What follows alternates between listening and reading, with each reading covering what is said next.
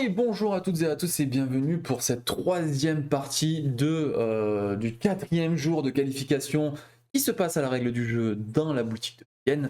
On se retrouve donc pour un match fratricide entre Catan et Lurgo. Match fratricide des LK, donc des Lore Keepers, une équipe lyonnaise, malheureusement, qui se retrouve en ronde 3. Donc un des deux, en tout cas, passera en 3-0, ça sera déjà pas mal. Et écoutez, on leur souhaite à tous les deux, une très belle partie.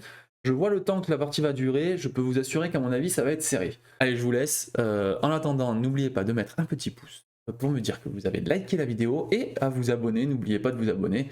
Ça fait plaisir, ça me permettra également d'aller voir des sponsors et d'avoir un petit peu plus de crédibilité en tout cas, parce que organiser un événement, eh ben, il faut des sponsors. Je suis désolé, si je veux faire une session 2, il va falloir que je trouve des sponsors d'une manière ou d'une autre. Bref, sur ce, je vous laisse avec la partie qui va être incroyable, j'en suis sûr. Et donc on a Lurgo qui commence, qui a mulligan 3 si je ne dis pas de bêtises, Catan qui a mulligan 6, et si je ne dis pas de bêtises, les bicolorités sont inversées. Donc c'est Catan qui joue violet-bleu et Lurgo qui joue un bleu-gris. Donc vous avez Catan à gauche, Lurgo à droite, les noms sont du bon côté, mais par contre les bicolorités sont inversées, je suis désolé. Je crois que je m'en rends compte au milieu de la game, mais je ne suis pas certain.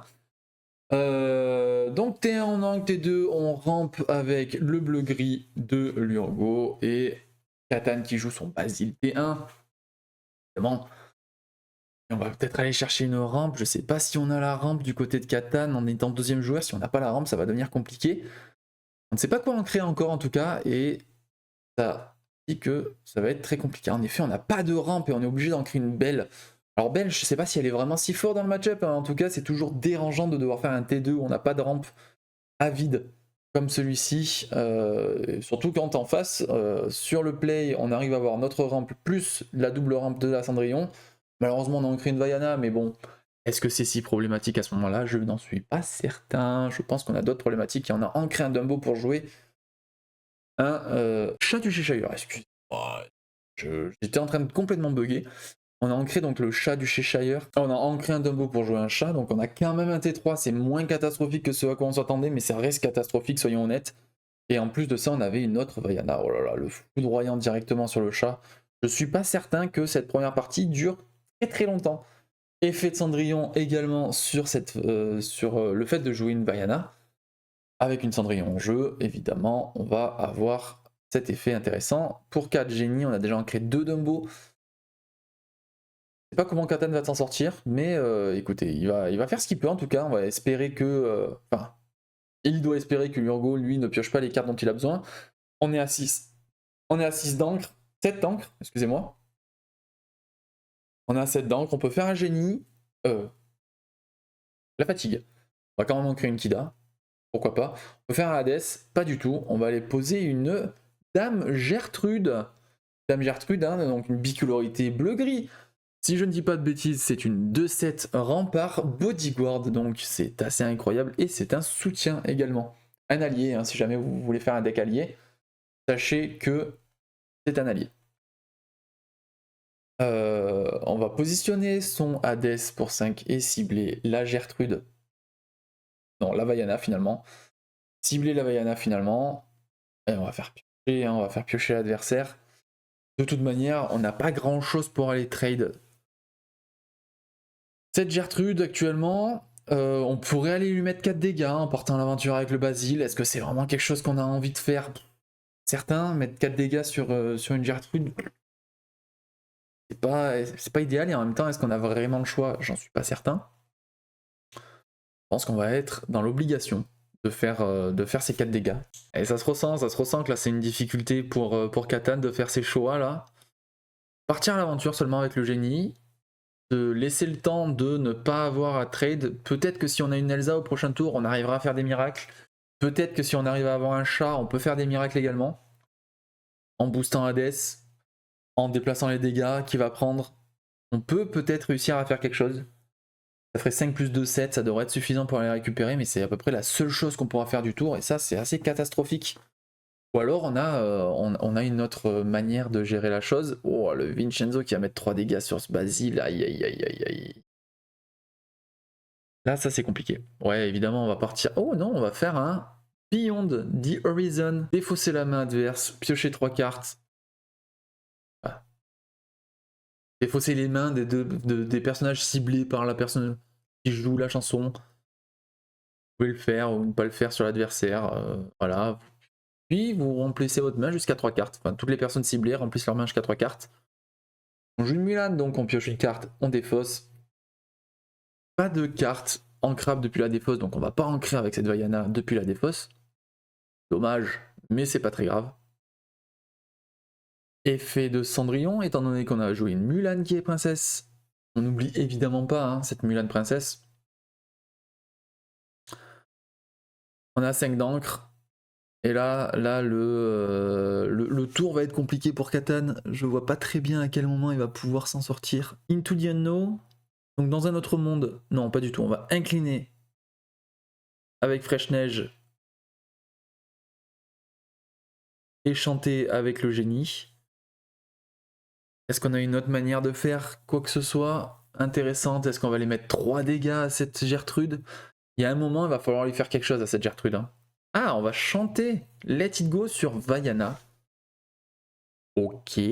Alors en espérant que rien ne se fasse gérer au prochain tour, si la Gertrude est inclinée, on va pouvoir s'en occuper. Le problème c'est que là on a beaucoup d'encre du côté de l'Urgo, donc on va pouvoir jouer des personnages, au moins un.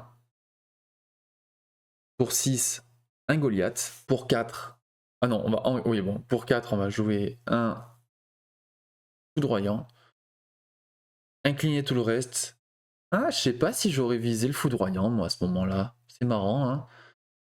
Parce que là, actuellement, il n'a pas de manière de gérer cette Gertrude, sauf en envoyant les 2 personnages qui sont restés sur le board dans la Gertrude. Si on avait géré la Isis, donc la Fraîche Neige,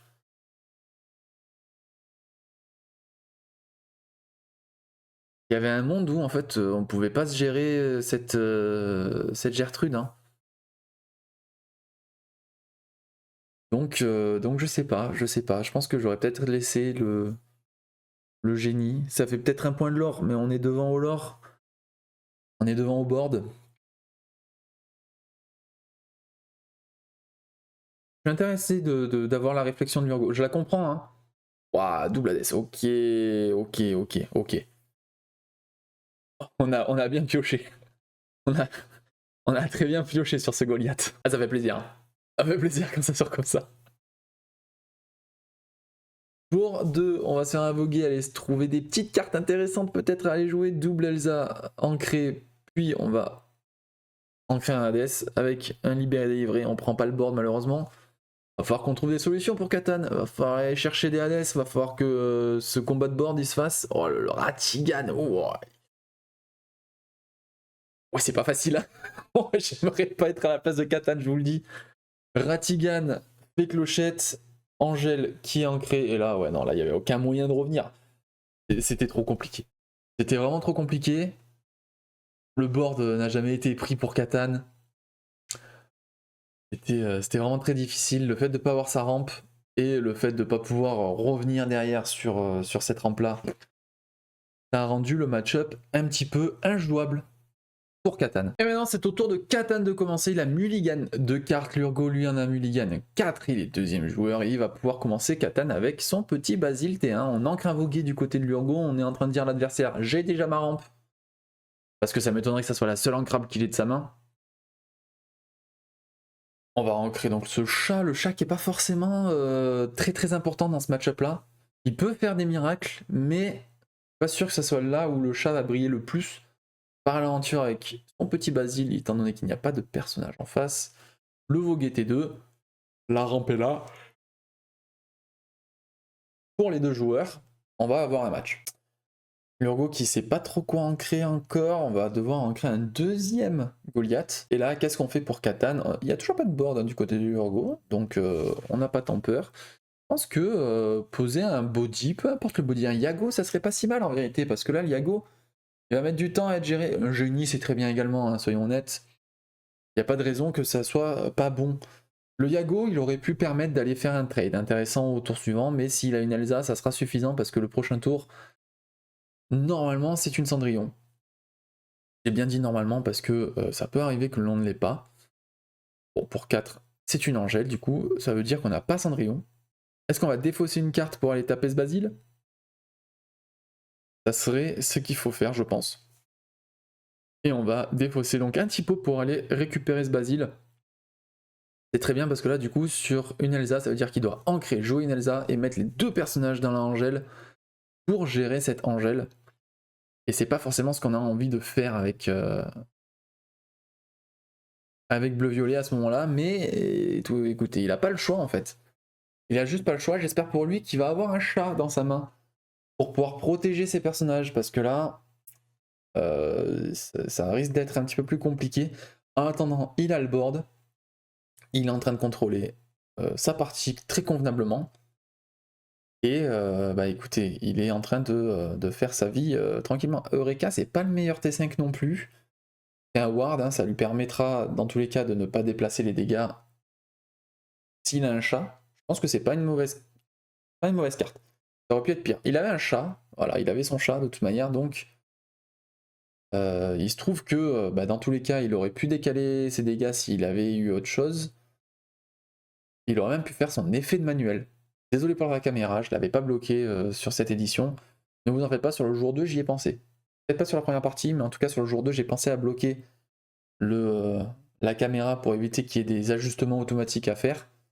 Normalement, vous n'aurez pas de problème de zoom dézoom ou quoi que ce soit. Et maintenant, qu'est-ce qu'on fait avec ce Eureka?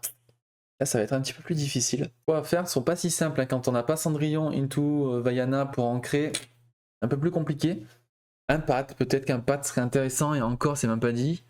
Oh, cette Cendrillon est vraiment pas si mal. Elle permet d'aller gérer un génie au moins, de cette manière-là. Si on arrive à avoir un encre G, on peut faire des miracles. On peut réussir à faire des miracles. Donc c'est pas si mal à vrai dire. C'est la clochette qui va être un petit peu embêtante, et là on se retrouve avec un moment où bah, ce Reka va falloir qu'on le gère d'une manière ou d'une autre. Je sais pas si on a des forces hypnotiques, peut-être avec des forces hypnotiques on pourrait réussir à faire des choses. On va se contenter de faire un Hades. Et là on n'a pas forcément envie de faire piocher, hein. Eh non, hein. Là malheureusement on n'a pas envie de laisser l'adversaire piocher. On était un peu échec et mat sur ce tour là. C'est pas une mauvaise carte, mais le Hades là, il est trop dérangeant. On va ancrer une Démona pour poser le Basile, et on va continuer à prendre le lore, hein. On est devant au lore de toute manière, on n'a pas forcément besoin de s'inquiéter de ce Eureka. En plus de ça, on a un Basile. En plus de ça, on a le Basile là, qui permet d'aller trade le Eureka sur le prochain tour en donnant le boost au Yago. Ou à Hades d'ailleurs, hein, si on a plutôt envie de garder le Yago parce qu'il est évasive. On a, enfin insaisissable du coup. On pourrait comprendre que Katan envoie le Hades dans le Eureka, ça serait tout à fait compréhensible. Ah, Hades contre quoi? Il n'y a que des bonnes cibles. Le Yago est une bonne cible. Le Basile n'est pas une mauvaise cible. Le Hades également est une bonne cible. Là, si on n'a pas un chat, ça veut dire que le Yago ne va pas survivre. C'est pour ça qu'on se décide de prendre le Hades. Oh, aïe, aïe, aïe, aïe, aïe, aïe, aïe, le double Hades comme ça. Oui, oui, oui, là ça va être compliqué. Ouais, cette fois-ci on décide de faire piocher parce que on peut pas se permettre d'enlever 2 fois un personnage. Pour l'Urgo. Et on pioche fort, hein. On pioche très très fort, on ancre des monas du coup, on n'a pas forcément besoin de cette démona vu qu'on est en train de piocher tranquillement. Et là, comment on s'organise pour aller gérer ce Eureka? Je pense que le meilleur moyen qu'on a là, c'est de partir à l'aventure avec Basile, envoyer l'Yago dedans, hein. Je pense qu'on n'a pas le choix étant donné qu'on n'a pas posé de chat pour décaler ce dégât du Yago. Décide tout simplement de partir à l'aventure. Ok, intéressant. On se dit qu'on est devant, qu'on va rester devant, et que dans tous les cas, c'est à lui de gérer son board, parce que là, on va prendre plus de lore que l'adversaire sur les prochains tours. Ok, pour 4, une Cendrillon, c'est pas ce qu'on a envie de voir, je pense, à ce moment-là. C'est pas ce qu'on a envie de voir. Ça, c'est malheureux, mais bon. Et on doit rattraper le lore. Eureka et Hades qui partent au lore, on fait l'effet de Cendrillon. On va cycler notre main, essayer de trouver des solutions un peu plus intéressantes. Le problème, c'est qu'on a des cartes en main hein, pour Catan. On a pas mal de cartes en main, on a le board. On peut aller gérer ce Eureka avec Rafiki Basile. On peut aller gérer ce Hades avec Iago Elsa. Ou Iago Hades.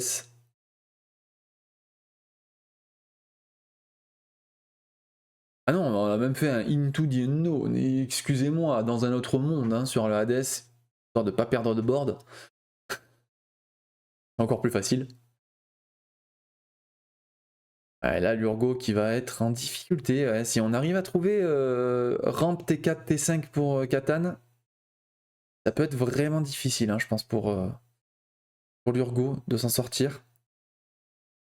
En plus, là, malheureusement, il n'arrive pas à piocher ses Hades. Il en a pioché un, mais il n'arrive pas à recycler ses mains. Il a dû en créer 2 Goliaths.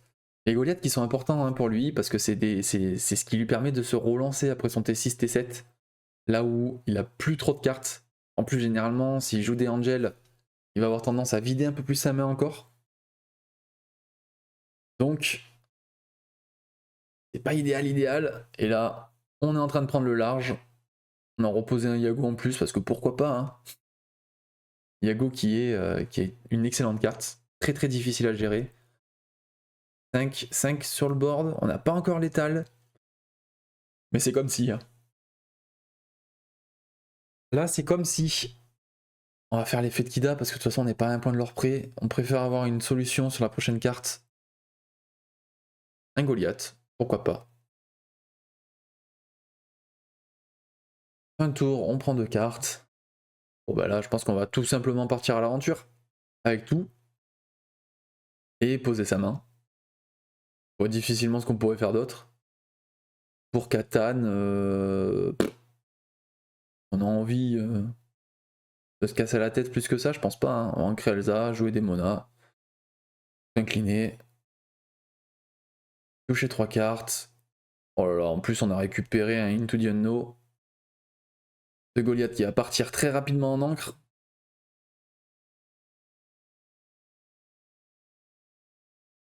Oh, on fait voguer d'abord.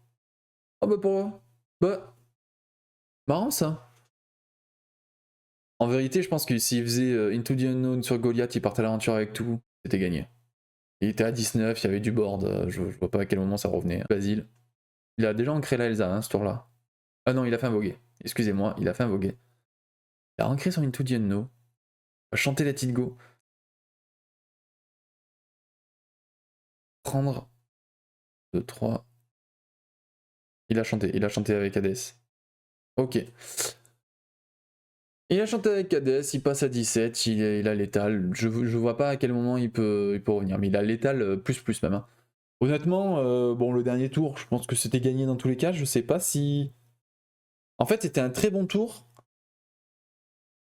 si les deux étaient proches de gagner. Là, en vérité, à 17-8. Bon, en vrai, je vois pas les cartes qu'il pouvait avoir l'Urgo qui lui permettaient de revenir sur ça. Hein. Très honnêtement, juste, il avait 4 dents qui faisait Into the Unknown sur le Goliath. Il partait à l'aventure avec tout son truc, il montait à 19. Il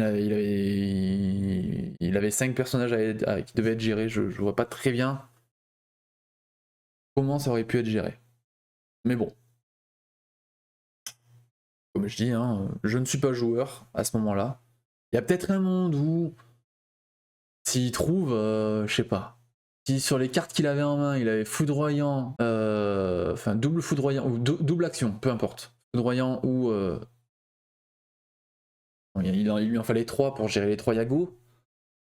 Plus 2 autres cartes pour aller gérer... Non, mais je vois pas dans quel monde c'était possible. Mais bon, dans tous les cas, c'est le résultat final qui est important. Catan qui a gagné. Félicitations à lui. Et on part donc pour la 3e partie. Les mulligans ont été faits. J'ai pas regardé, je suis pas sûr. Ça sera à l'Urgo de... Et le mulligan 1 pour l'Urgo. Catan qui a mulligan 7. Et on commence par ancrer une fée clochette pour l'Urgo. On ancre voguer pour Catan, aïe. Ça veut dire qu'on a la rampe pour le T2 Catan, mais l'Urgo, c'est pas une certitude. On verra ça le tour 2. Katan qui hésite à jouer un T1, j'ai l'impression. Peut-être qu'il est en problématique avec ses encres. Il décide de pas jouer autre chose. Peut-être qu'il a pas suffisamment... Blurple, si jamais on n'a pas de typo pour le tour 2 et qu'on se retrouve avec 3 non ancrables dans la main, ça peut très très vite être compliqué. Ça peut être problématique. Si jamais on fait un voguer, qu'on pioche une non ancrable, qu'on se retrouve avec 4 non ancrables sur les 6 cartes, on est obligé d'ancrer une carte qu'on n'a pas envie d'ancrer. Il est obligé d'ancrer des monas. Hop là. On met une carte, mais c'est pas très grave. Il avait un Rafiki en main, et du coup il a hésité, il s'est dit qu'il pouvait le jouer ce tour-là, de toute manière. Ancrécha jouer Rafiki, visiblement il a pioché une ancrable sur son voguer. Déjà une bonne nouvelle. Mais s'il l'a pas joué au T1, c'est très probablement qu'il avait, il avait 3 non ancrables en main. Et dans ces cas-là, ou plus hein, même, hein, c'est pas impossible. Dans ces cas-là, on a plutôt du mal à vouloir jouer ces T1 au tour 1. Voilà. Il y a un chat, je crois qu'il a pioché un chat. Il a un Yago également. Il faut jouer un T4 de toute manière. Il a ancré son chat pour jouer un Yago. Ok, intéressant. Et une décision différente. Yago, qui je trouve est une très bonne carte de second joueur. Alors c'est une très bonne carte de premier joueur, mais je trouve que la carte est meilleure, en tout cas dans le miroir. Elle est meilleure en tant que deuxième joueur. Elle est très problématique. Bon, elle nécessite de se faire une gestion pour l'adversaire. Donc en fait c'est un tour où alors on va gérer une bonne carte certes, mais c'est un tour un peu plus difficile. Alors, contre gris, pas idéal, soyons honnêtes. Mais ça reste une plutôt bonne carte quand même, en général, en moyenne, on va dire. Ça reste une très bonne carte de T3. Vous savez que dans le match-up miroir, ça joue pas de force hypnotique. N'hésitez même pas. Hein. Si vous êtes sur le play, un génie fait largement l'affaire. Si vous êtes sur la draw, génie, c'est pas idéal. Dans les miroirs. Je le redis une nouvelle fois, dans les miroirs. Dans l'ensemble des parties, c'est également vrai, mais c'est surtout vrai dans les miroirs. J'ai dit que c'était surtout sur les miroirs qu'il fallait faire attention ou pas sûr? Allez, on va jouer une Elsa inclinée 7 Cendrillon et on va aller la trade hein, tout simplement. Avec le Rafiki. On a une Démona dans la défausse. Ah oui, parce qu'à la fin du tour, il doit se retrouver à 2 cartes. C'est bien vrai, l'effet de Goliath. On a ancré cette Dame Gertrude pour un Vincenzo, mettre 3 dégâts sur la Elsa et ce petit Goliath qui part à l'aventure, hein, qui fait ses 2 petits points de l'or tranquillement. On a une carte, on permet de récupérer une carte en plus du coup, ça c'est cool. Et là, Katan, que va-t-il pouvoir faire? Un T6, il va falloir trouver un T6 fort. T6 très fort même, je pense. Je sais pas comment il va s'en sortir de tout ça. Là, ça va commencer à devenir compliqué, je pense. On peut pas aller gérer ce Goliath avec la Elsa toute seule. Ou alors, faudrait réussir à la booster très très fort, mais c'est mal barré. On va incliner Elsa. Elsa qui va prendre son point de l'or. Plutôt que de ne rien faire, autant faire quelque chose avec ça. Et est-ce qu'on va aller mettre des dégâts à côté? Mettre des dégâts sur rien du tout, je pense. Hein. Ça sert pas forcément à grand chose. Ça pourrait servir, mais le problème c'est que ça... De toute manière, on n'aura pas 6 de dégâts au prochain tour. Je crois pas qu'il joue les forces hypnotiques. Peut-être si on a un chat, mais on en a déjà ancré 2. Hades sur Elsa, je pense que c'est déjà terminé. En 5 points de l'or. Effet Goliath, on pioche une carte. Pioche pour Katan. On est à 7 d'encre. Là, on a 3 bodies en face qu'il faut gérer pour un bleu-violet. Ça va être une catastrophe. Hein. On va poser le Hades sur le Goliath. Ouais, ok, ça se comprend. Et en même temps, ça va pas être facile. Hein. Parce que là, ce Vincenzo, il a 8 PV. 8 PV, c'est une vraie galère à aller gérer. Je suis très curieux de voir comment Katan va réussir à s'en sortir. Hop, alors, surtout si on prend du 5 points de l'or par 5 points de l'or. Hein. Vincenzo qui part à 3 de l'or. Il y a 8 PV. On se pose une Cendrillon, on se pose une deuxième Cendrillon. Et on va se faire les effets de Cendrillon. Donc premier effet Cendrillon, deuxième effet Cendrillon, on le garde. On ne le fera pas, on a eu ce dont on avait besoin, une gestion. Un Hades, un Let It Go, ça fait largement l'affaire. Vincenzo aussi, ça pourrait être cool, hein. C'est pas une mauvaise carte. Un Foudroyant, ça fait le taf également. Vincenzo, il va partir. Je pense que le Vincenzo... Ah, il fait piocher. Ouais, de 5, 6, 7. Il a pas l'étal sur le board. Étonnant de piocher à ce moment-là. Voguer pioche une carte. Et là, qu'est-ce qu'on fait? On a un Hades, on a une Elsa, on peut rien aller trade, on peut rien tuer. C'est marrant parce que cette Elsa, si elle avait mis de dégâts au Vincenzo, il aurait pu la gérer. Bon, on a réussi à avoir dans un autre monde pour aller gérer ce Vincenzo, sans forcément perdre de board. Le Hades qui devrait partir au moins à l'aventure, il doit faire quelque chose ce Hades. Hein. Ouais. C'est un peu catastrophique, mais on n'a pas trop le choix, j'ai l'impression. Je sais même pas s'il fallait pas mettre les 3 dégâts sur le Hades adverse. Peut-être. Peut-être qu'il fallait mettre les 3 dégâts sur le Hades adverse. Au moins il stackait un petit peu de dégâts, il se permettait de faire des trucs. Beyond. Allez, on va aller se piocher 3 cartes. On a plus de cartes en main de toute façon. Directement chanté par le Hades. Ça c'est pas mal. Oh aïe aïe, on récupère un autre Hades. Pour aller gérer Hades. Hades bleu évidemment. Foudroyant sur l'autre Hades. Bon bah dans tous les cas s'il avait mis les dégâts ça n'aurait rien changé au résultat je pense. Et là par contre on a l'étal. Là par contre on a l'étal et je pense que, à moins d'un miracle, oh, on doit peut-être avoir des Hades. J'espère pour lui qu'il a des Hades. J'espère pour lui qu'il a des Hades.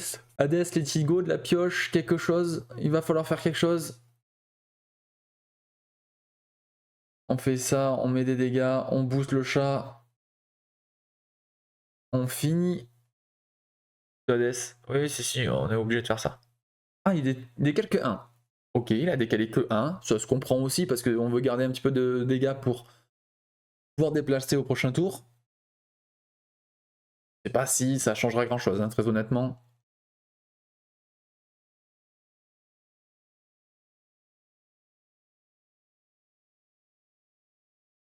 On passe à 18. Un Eureka. Ouais, c'est terminé. Là, c'est terminé. Sur une Démona, peut-être? Non, mais même sur une Démona, c'est terminé. Et GG à Lurgo qui arrive à passer Catan. Très belle game, hein, très belle troisième game. Qui s'est faite entre les deux compères. Très intéressante. Écoutez, j'espère que ça vous a plu. En tout cas, n'hésitez pas à mettre un petit pouce si la game vous a intéressé. N'hésitez pas à me dire dans les commentaires ce que vous en avez pensé également. Je pense que le match-up est un petit peu à l'avantage de bleu-gris, mais on a vu que c'était surtout très dépendant de la sortie du toss. Celui qui est sur le play a quand même un véritable avantage. Et notamment si le bleu-gris arrive à trouver sa Cendrillon, enfin sa double rampe, c'est vraiment très compliqué de revenir derrière pour bleu-violet. Mais en tout cas, Catan qui s'est bien battu, et écoutez, c'est donc Lurgo qui passe en 3-0 et qui se battra à la prochaine ronde pour réussir à avoir sa qualification. Allez, sur ce, je vous fais des bisous, très bonne game à vous, à la prochaine. Ciao.